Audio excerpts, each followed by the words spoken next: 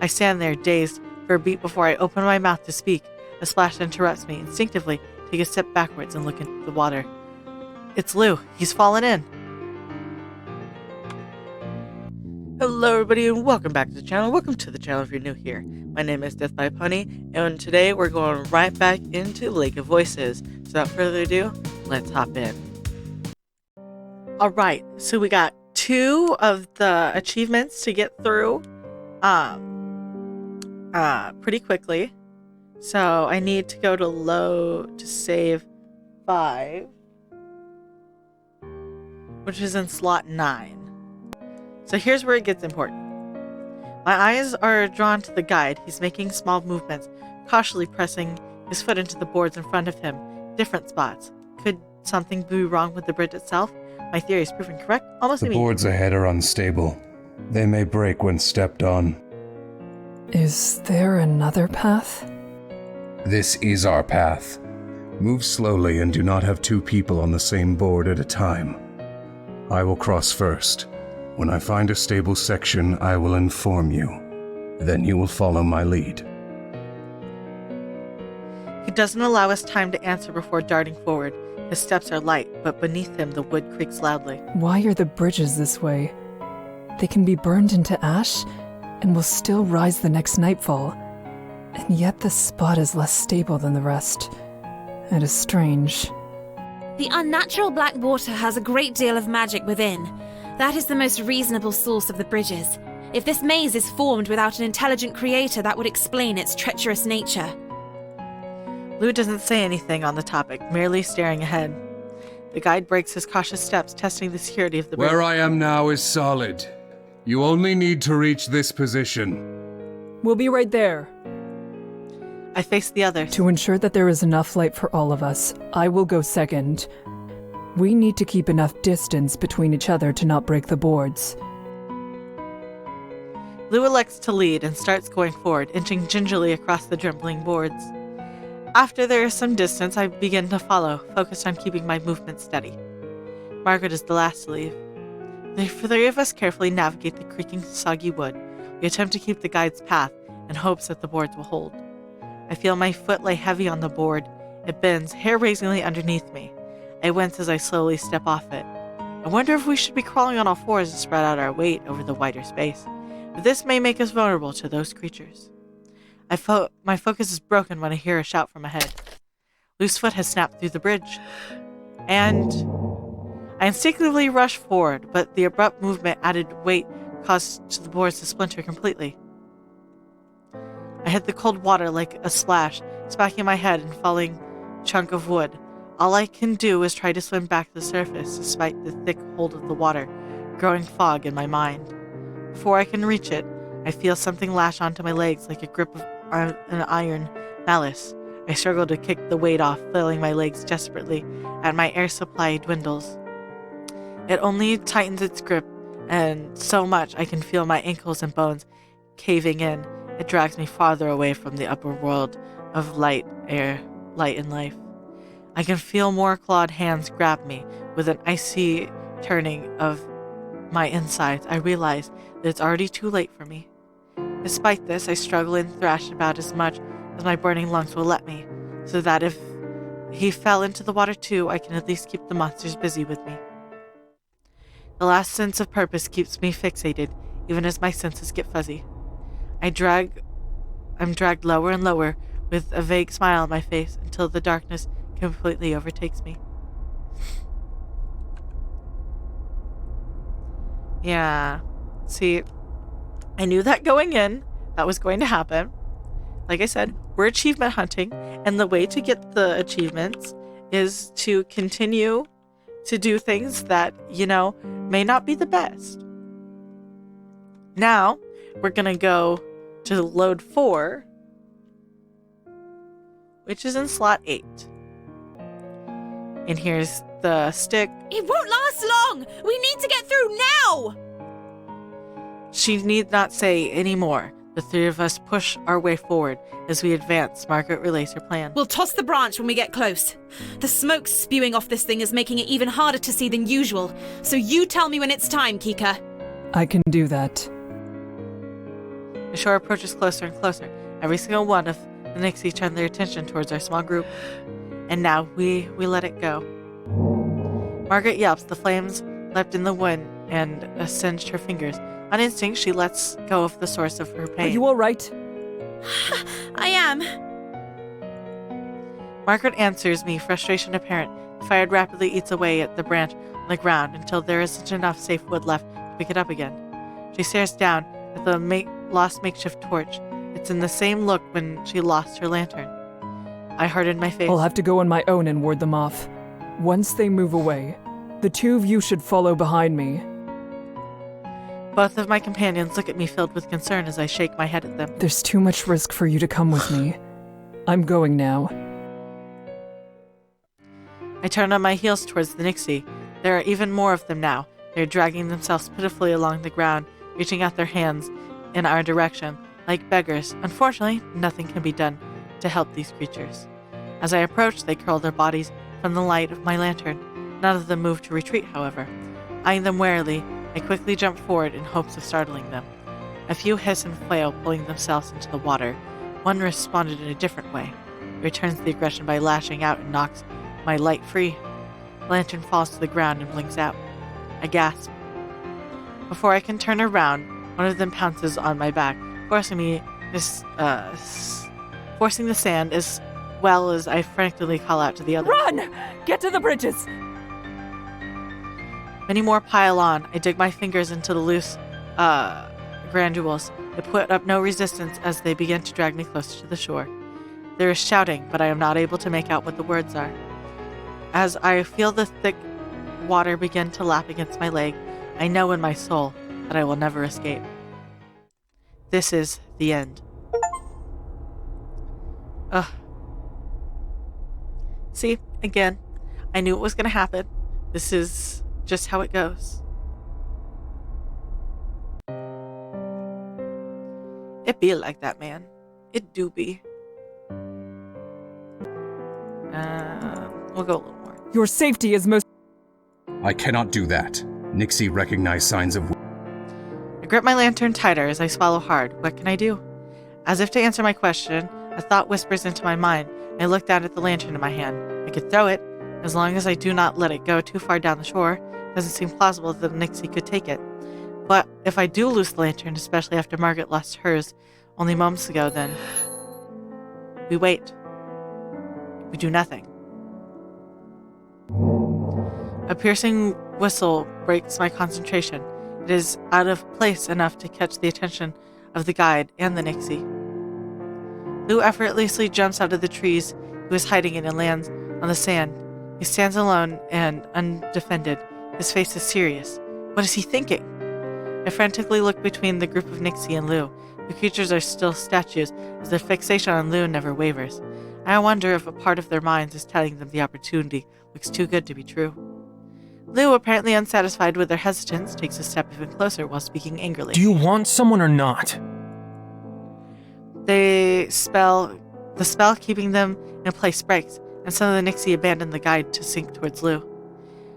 I cease standing as well as rush over to Lou, lantern in hand. Wait!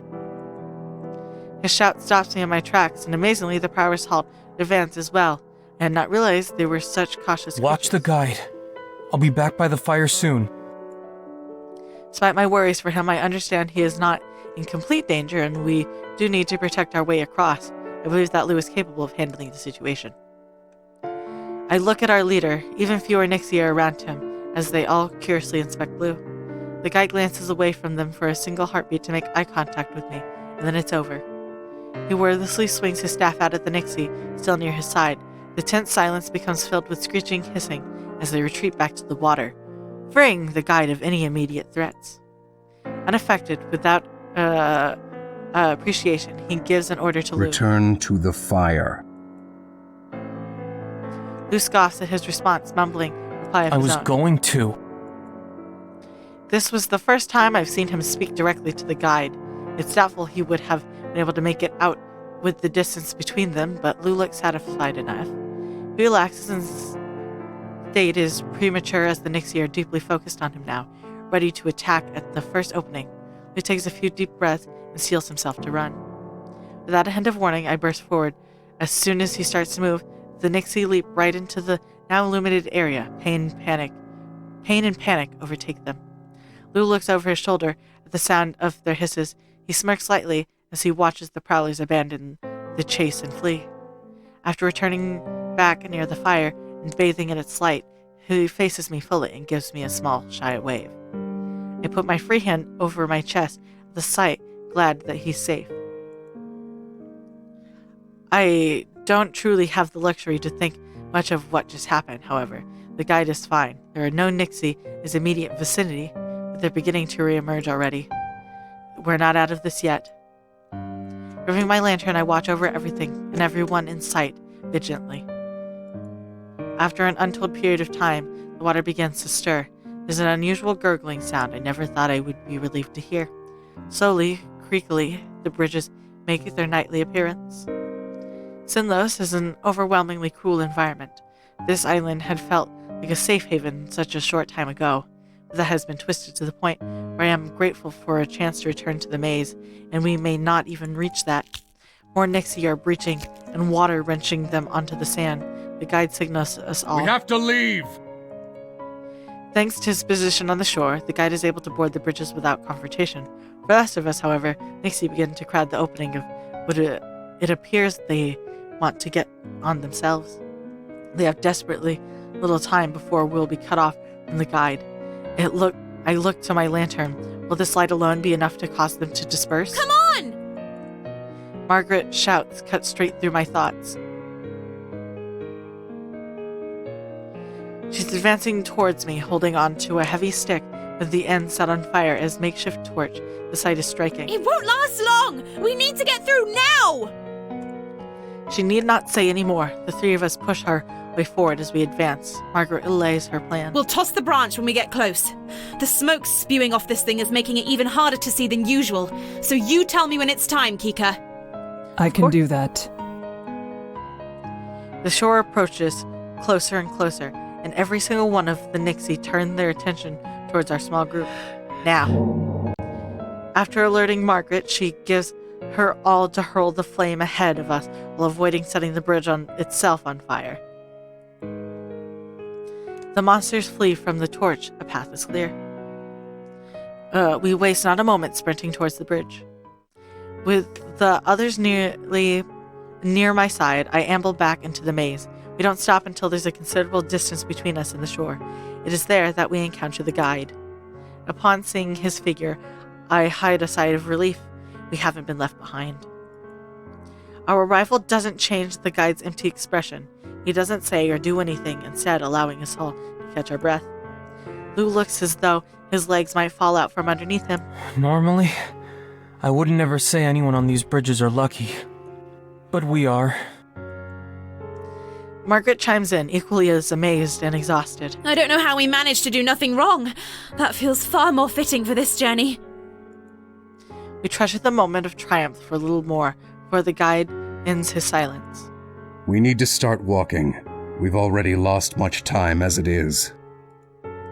I quickly straighten myself out and we mull over the current situation. We start to consider how we are going to travel now that we only have 2 lanterns.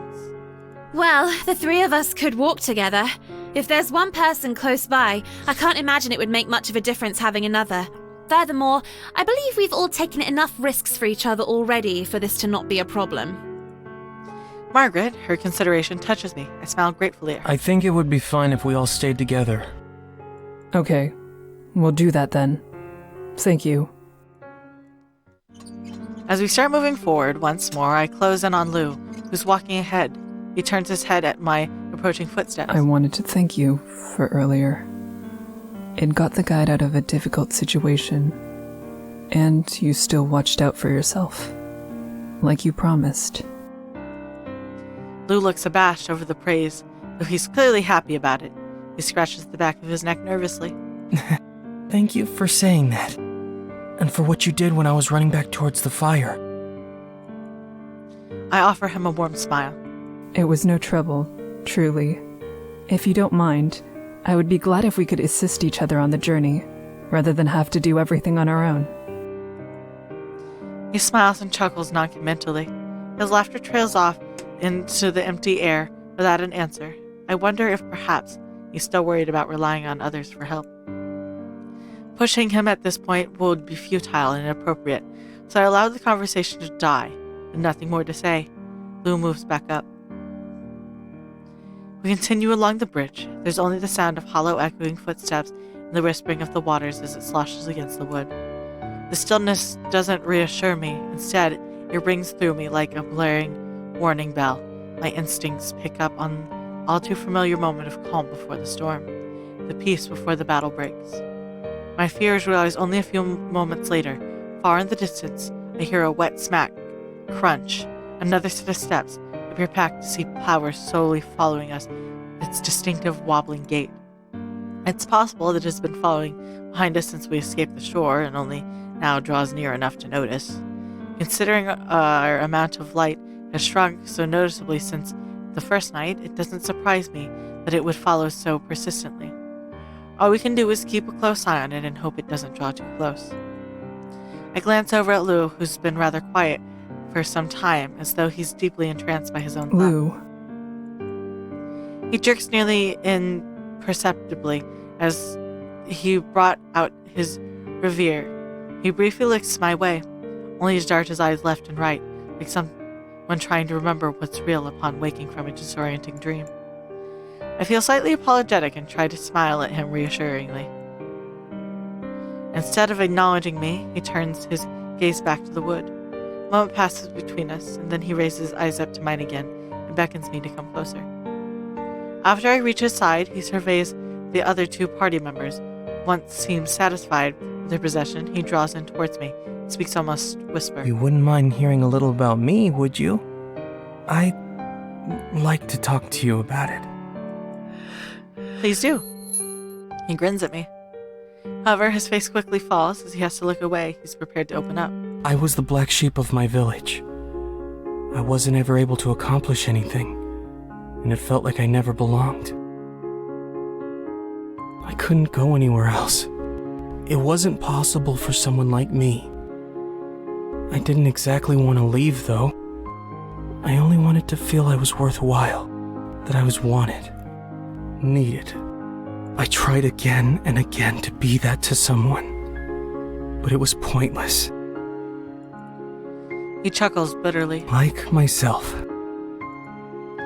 I pointedly give him a frown. He ducks his head further. You probably already know that much about me by this point, huh? I'll move on. During one of my attempts to be of any use, I made some mistakes. I got caught by people who threatened my village. I didn't have the nerve to stand up to them. I put everyone I knew at risk. I had a chance to make up for what I did, but I didn't take it. And now this is where I am. His face falls to the depths of despair. The worst part is, the longer I'm here, with you, the less I regret it. No matter what happens to them or me, I wouldn't ever want to change my decision to go with you. I'm such a selfish coward. At least I'm embracing that now. After one weak, self-derised laugh, he laughs in defeat. I want to help Lou. I wish he could see his own worth. However, my mind is distracted. Something in his story strikes me. When we first found him, he was heading in the opposite direction of us. He must have started from the other shore. There's only one village located in that direction. Lou, are you from Hemmer? That's where I am heading. It's currently under siege, and I've been asked to assist in pushing the Brigadiers back. He wordlessly stares at me. His expression is clouded with unreadable emotion. After a moment, he turns to the ground and murmurs softly. No specifics, I'm sorry. He tries to sound lighthearted, but it's clear that he's shaken. I try to offer him a sympathetic smile. I understand. The people there will be all right. I will make sure of it. That's good. Lou acts as though he chose to cross Sinlos only for his own sense of self. However, I silently wonder if there's more to it than that. Why is he crossing to find help on the other side? Despite my curiosity, I couldn't ask him to elaborate. It's clearly a difficult topic for him, and I already agreed to not get specifics out of this. I reach over to him and gently stroke his back, from the nape of his neck down to his spine. He shivers at my touch, though it's no way from discomfort. I caress him, and he allows me to. We walk for quite a bit longer. The voices whispering amongst each other has died down, but the squitching and clicking of prowlers has replaced them. It's difficult to trace the exact origin of the sound. All I know is it's far too close for comfort. The guide has stopped abruptly, bringing us to an awkward halt. Luckily, there are no impacts between the three of us. Stay where you are. My eyes are drawn to the guide. He's making small movements, cautiously pressing his foot into the boards in front of him at different spots. Could something be wrong with the bridge itself? My theory is proven correct almost immediately. The boards ahead are unstable. They may break when stepped on. Is there another path? This is our path. Move slowly and do not have two people on the same board at a time. I will cross first. When I find a stable section, I will inform you. Then you will follow my lead. He doesn't allow us time to answer before darting forward. His steps are... I actually don't need this. Why are the bridges this way? The unnatural black water has... Where I am now. I don't dwell on the feeling, his focus is drawn more on my own crossing. The boards creak ominously beneath my feet, almost like they're protesting against my footsteps. With a shudder and crash, one of the boards snaps beneath my feet.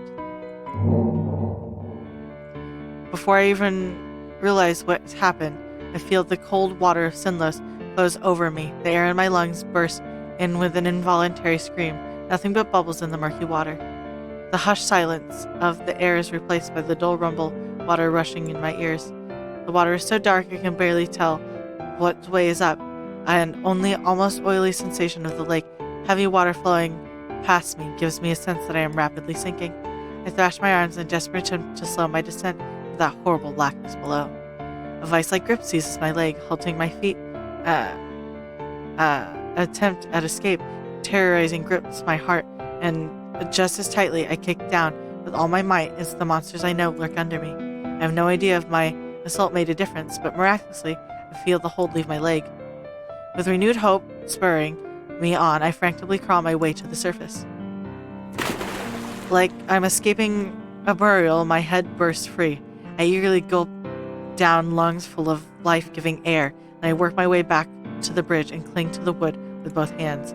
Now when I try to hoist myself out of the water, a board beneath my hand bends. I realize at once that if I apply any more pressure to it, it will snap just like the other one. Weakly, I cling to the edge. I exert tons of my energy, draining myself through the clinging water beside the path. I find a sturdier piece. The wood pierces into my fingers and leaves deep splinters in its wake. After dragging my drenched body, feeling the whisper of the cold hands just beneath my feet, reach to drag me back onto the depths, the boards finally grow sturdier.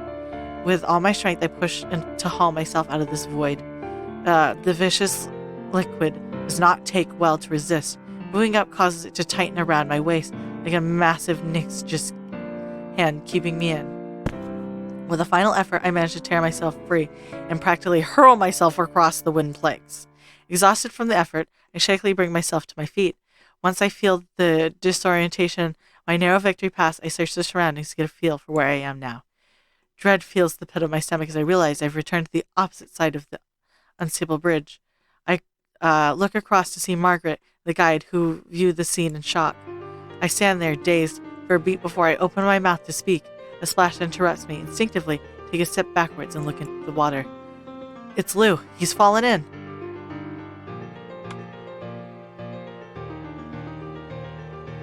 A ragged gasp escapes me and I rush to his aid. I thrust my hand out towards him before he starts to sink. I take it and grip me tightly. I start pulling with every single muscle in my body. Unfortunately, I'm fighting against him much more than just the water this time. The strength of the Nyx here is too great. I can't bring him up. I can only keep him from going further down. Bring the light here! I beg them with frantic eyes and return my full attention to Lou. If I lose sight of him for more than a moment, I fear I'll lose You'll him. be all right. You only need to hold on. In the lake, the disturbed water around the head of the Nixie distorts their visage into cruel, twisted grins. They pull hard on Lou. My grip on him slips incrementally. I listen for the sound of creaky boards. They have to be coming. They have to be. I repeat these words over and over again, chanting them and desperately trying to believe them. Lou's voice bubbles out in difficult to praise in the cacophony of chaos surrounding us. However, the final part... Behind you! With that, Lou painfully rips his arm from my grasp. The only bit of color against the murky lake disappears into darkness. Lou! I scream towards him, but it's too late. He's already long lost. The inky depths of the lake tearing stings in my eye. But not allowing his warning to fall on deaf ears, I whip my head around, find the prowler standing over me, torso hanging over its hips, and impossible anger leers at me. I jerk my movements and startle into recoiling back. His opportunity to swiftly roll out of its reach. I hop back on my feet and unsheath my sword, ready to fight. The prowler tense as the few strings of sinewy muscle on its bony frame, lowering its posture, as if starting to inch closer to me. I give it a hateful glare, digging my heel into it to steady my footing. Before it gets within arm's reach, I take aim and strike. The tip of my blade grazes its hand, and the creature hisses violently. Pure white liquid, like tears falling from its eyes, seep the ground, dripping into the cracks of the wood. Despite this, the prowler does not retreat, continues circling me, creaking more violently than ever. Finally, the light from the guide's staff pours over the scene. When the glow envelops me, the prowler turns and leaps back into the lake. The adrenaline was the only thing keeping me together. With that cut, I fall to my knees and start to bawl. He was right there in front of me, and yet I could do nothing to help him. He's gone. Margaret bends down and grasps my shoulder lightly. She brushes closer to my face and whispers softly. I'm glad you're safe. I peer down, my eyes trail to the edge of the bridge where Lou was lost. My focus is unnoticed. Do not go near there. The Nixie did not expect someone to be in the lake without their doing, much less two. You were very lucky. Anyone who draws close to the water now will die. I feel like an empty husk. Why? It was one word, and it was the only one I can manage. He was safe on the other side only a moment ago, but... He jumped into the lake himself. Oh my gosh. How could he do that to me? Sacrifice. I hope you enjoyed today's video, and if you did, remember to hit like. That way I know you're enjoying the videos I'm making. Remember to subscribe. That way YouTube brings you back here to see what's next, and I won't take up any more of your time. Have a good day, and I'll see y'all next time. Bye.